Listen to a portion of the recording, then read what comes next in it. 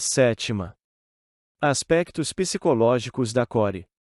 306 A figura de Deméter e Core em seu tríplice aspecto, como mãe, jovem e Hecate é, para a psicologia do inconsciente, algo não só conhecido como também um problema prático.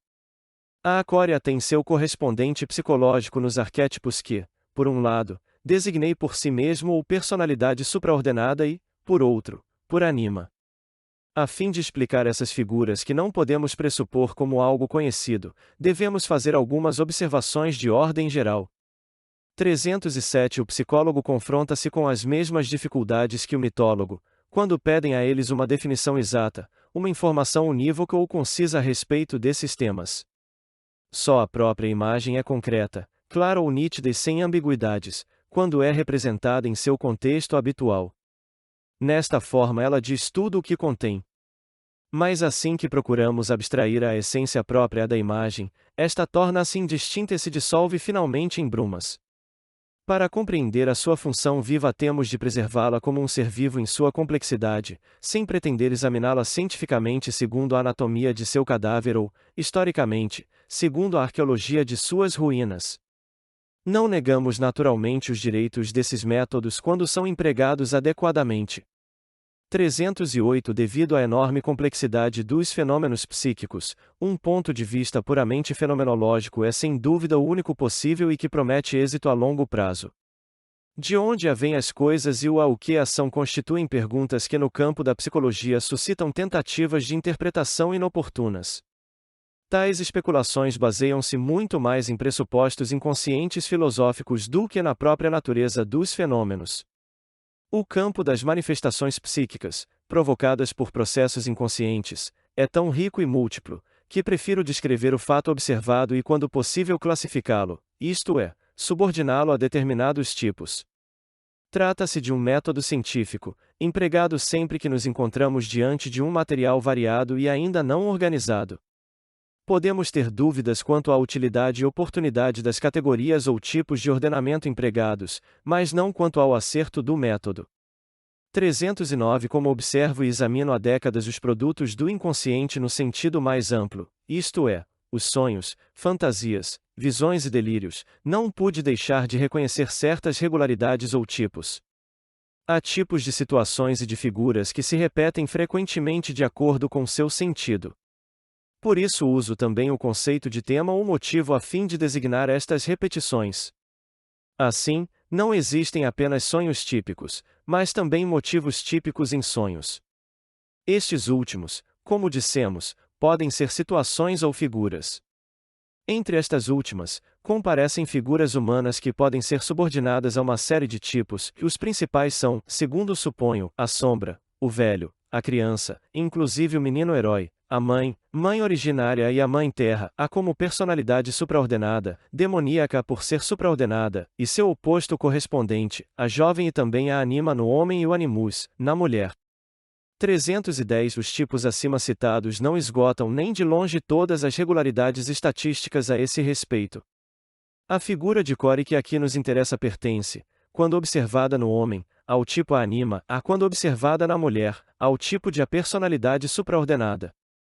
É uma característica essencial das figuras psíquicas serem duplas, ou pelo menos capazes de duplicação. Em todo caso, elas são bipolares e oscilam entre o seu significado positivo e negativo.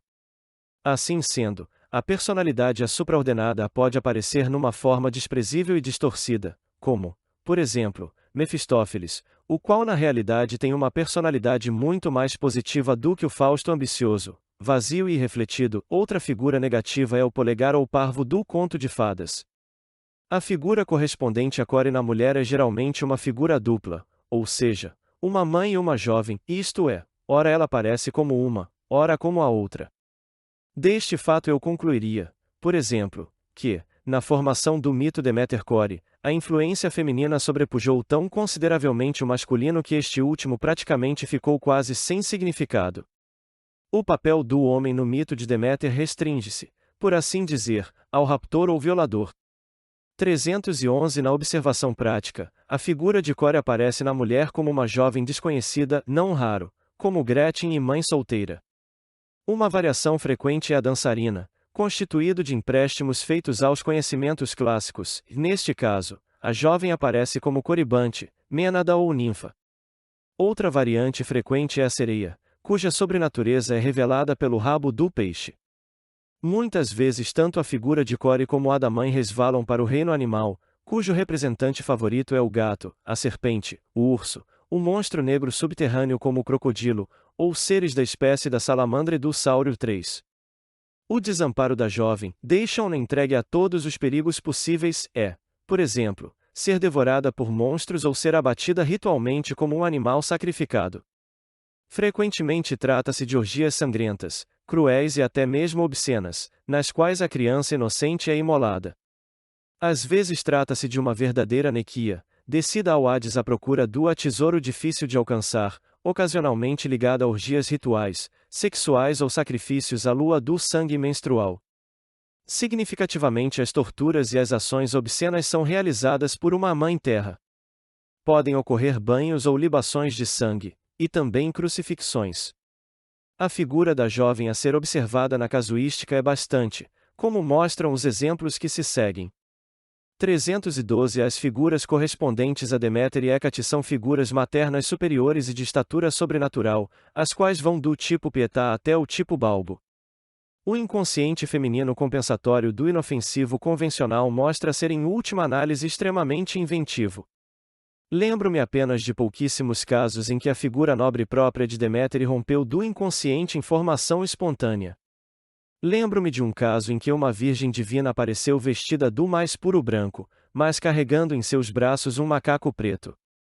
A Mãe Terra é sempre ctônica e ocasionalmente relaciona-se com a Lua, seja através do sacrifício de sangue já mencionado, seja através do sacrifício de uma criança, ou então adornada com a forma da Lua crescente. Em representações desenhadas ou plásticas, a mãe é sempre escura e até preta ou vermelha, que são suas cores principais. O rosto tem uma expressão primitiva ou animal, sua forma assemelha-se não raro ao ideal neolítico da Vênus de Brassempouis, ou da de Villendor ou ainda o da adormecida de Halsafleni. Em outras ocasiões também encontrei os múltiplos seios, cuja disposição correspondia à da porca. A Mãe Terra desempenha um papel importante no inconsciente da mulher, pois todas as suas manifestações são caracterizadas como sendo poderosas. Isso mostra que nesses casos o elemento Mãe Terra, no consciente, é anormalmente fraco, necessitando, portanto, ser fortalecido. 313 Admito que em vista disso parece difícil compreender quando tais figuras são consideradas como pertencentes à personalidade supraordenada.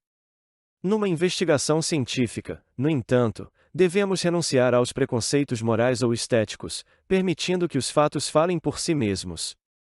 A jovem é frequentemente caracterizada como não humana, no sentido comum da palavra, ora ela é desconhecida, ora de origem bizarra, ora a sua presença é estranha, ora ela atua ou padece de modo curioso, o que nos faz concluir que a jovem é de natureza mítica e fora do comum.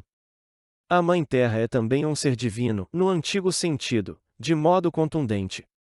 Ela aparece nem sempre sob a forma de Balbo, mas às vezes como a rainha Vênus no Polifilo 6, sempre, porém, pesada de fatalidade. As formas frequentemente antiestéticas da Mãe Terra correspondem a um preconceito do inconsciente feminino atual, que não existia na antiguidade.